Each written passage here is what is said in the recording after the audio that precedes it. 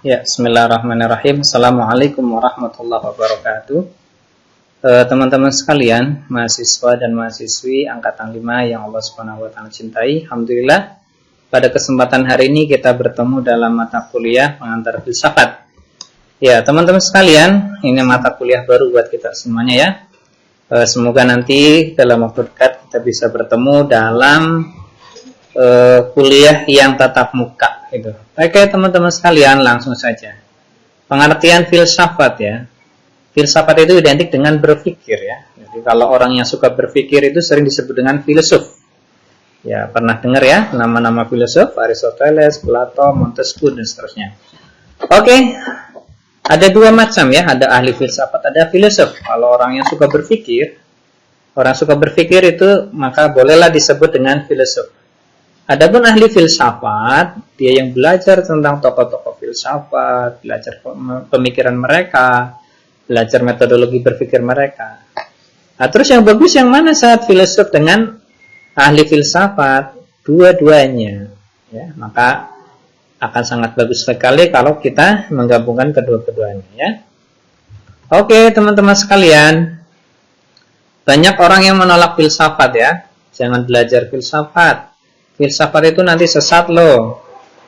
Karena apa? Gara-gara belajar filsafat dia nggak sholat. Gara-gara filsafat dia nggak percaya adanya Allah Subhanahu wa taala. Nauzubillah. Teman-teman sekalian, filsafat adalah alat ya. Alat orang untuk berpikir, metodologi orang berpikir.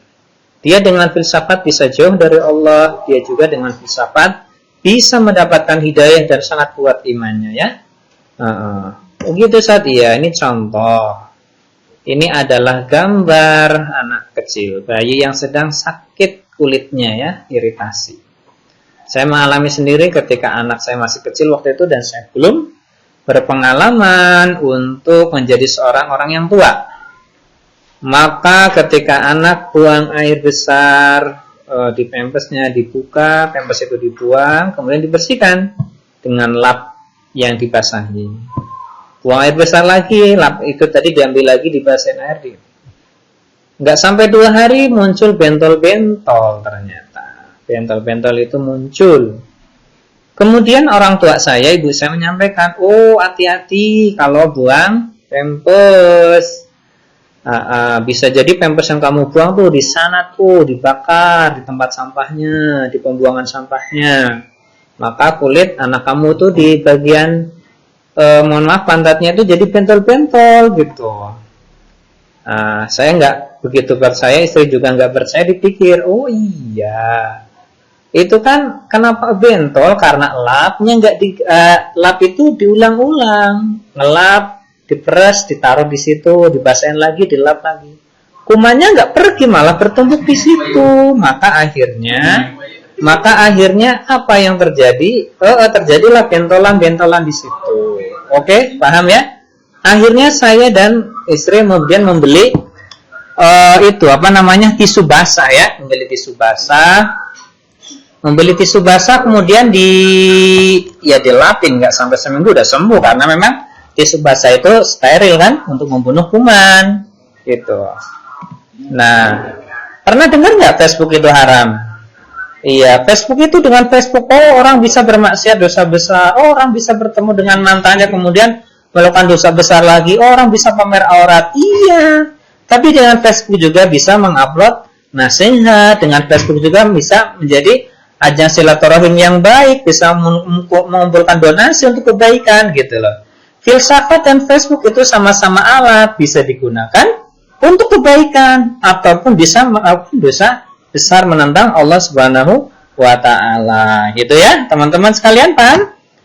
Ada tanggapan seperti itu zaman dulu. Jangan duduk di tengah pintu karena nanti akan diawang-awang.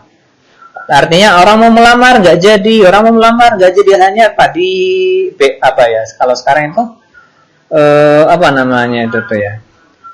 diberi harapan palsu di PHP ya namanya itu, seperti itu. Ya sederhananya seperti ini teman-teman sekalian, bahwa duduk di tengah itu menghalangi orang lewat gitu tuh. Itu seperti itu tuh. Maka filsafat itu awalnya lahir adalah dari kesiapan kita untuk berpikir logis ya. Berpikir logis, nggak cuma ngikutin tentang apa sih itu namanya, mitos gitu tuh ya. Maka pertama adalah buka pikiran kita untuk mau berpikir rasional. Kemudian mempertanyakan berbagai hal dengan kebenaran yang ada. Benar nggak?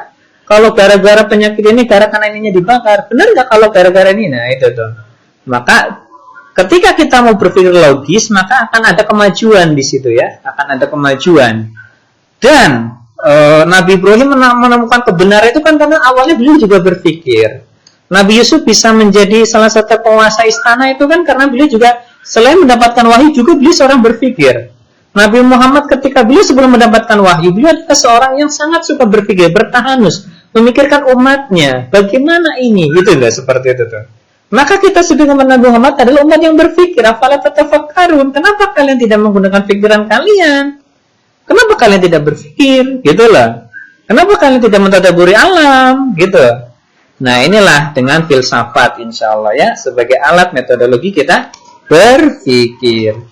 Oke, itu hanya mukadimahnya ya teman-teman sekalian. Mulai pekan depan kita akan belajar pengantar filsafat dengan sesungguhnya. Hanya pengantarnya saja ya. Oke. Ya, terima kasih. Sukses buat kita semuanya, buat antum sehat selalu. Barakallahu fikum.